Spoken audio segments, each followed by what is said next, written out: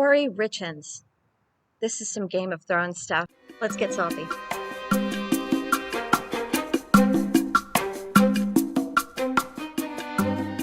Quick case recap, and then I'm going to talk about the detention hearing.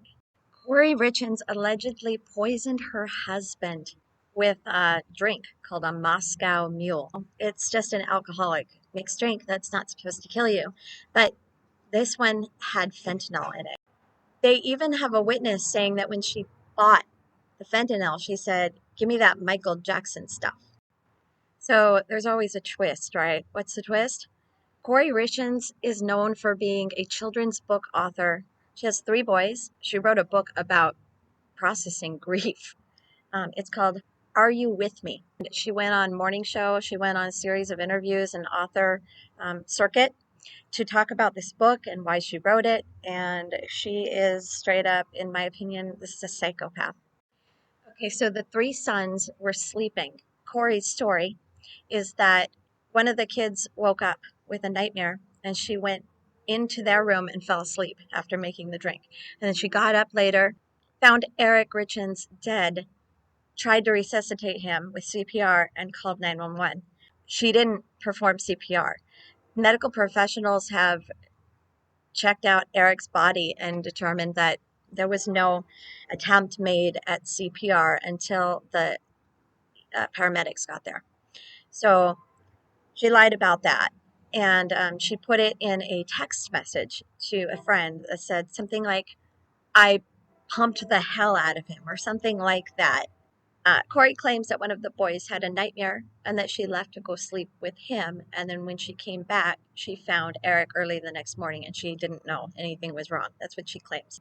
The allegedly murderous mother capitalized on her status as a widowed single mother to cash in by writing this children's book called Are You With Me? The book was about grieving the loss of a parent. And if this was true, remember, she intentionally inflicted the loss of a parent on these 3 boys. She made her brand based on being a widowed mom. She was even featured on a popular morning show to talk about the book and how it helped her children in the grieving process. Are You With Me is written to create peace and comfort to children who have lost a loved one. It is to reassure children that although your loved one is not present, the presence always exists and they walk through life with you as if they were here. There's a typo in that description. To make the decision, the judge had to determine whether or not there was substantial evidence, is the name of the standard, of Kouri Richins' guilt. This is a potential capital murder case, so the judge did have discretion and he decided not to grant bail. The judge said, quote, "The circumstances of this case weigh heavily against pretrial release of any kind." The victims came and gave what's called impact statements. Amy Richins gave an extremely powerful impact statement, and the prosecution showed Kouri's search history on Google, and it was really bad for Kouri. Here's what she searched. How to turn Find My iPhone off. Can cops force you to do a lie detector test? When does FBI get involved in a case? What is considered a lethal dose of fentanyl? What are you allowed inside Utah jails? So this is what I believe a lawyer would call evidence of a guilty mind. Is it pretty damning? So as we saw, ultimately the judge said that the severity of the potential sanctions, which is possibility of her death, creates a, quote, powerful incentive to resort to desperate acts. That's the actual language. At the hearing, Kouri was at the defense table in civilian clothes, but she was shackled because she's still in custody. She was wearing this sensible, conservative white blouse. Kouri looked down most of the time, and she cried a lot. But when the sister said at the end, who would be next, she says at some point, Kouri rolled her eyes to the sky. She showed a lot of contempt toward Amy Richins. And she actually giggled audibly, and was wiggling her foot under the defense table. And it was weird. She went from looking sad and thoughtful in the beginning to really like showing the contempt that it seems she feels for Amy. Eric's sister Amy testified to a few seriously damning elements about Kouri as well. She said that right after Eric's death, of course, the family was planning the funeral, but Kouri bowed out of the planning part, saying that she was just too distressed to help plan. Meanwhile, behind the scenes, Kouri was closing on a house that she wanted to flip. And this was a house that she and Eric had been fighting about. And Eric said, no, you can't buy it. So it took her, they say, 48 hours to close on this house. And then she planned a party. So right after his death, she was planning a party.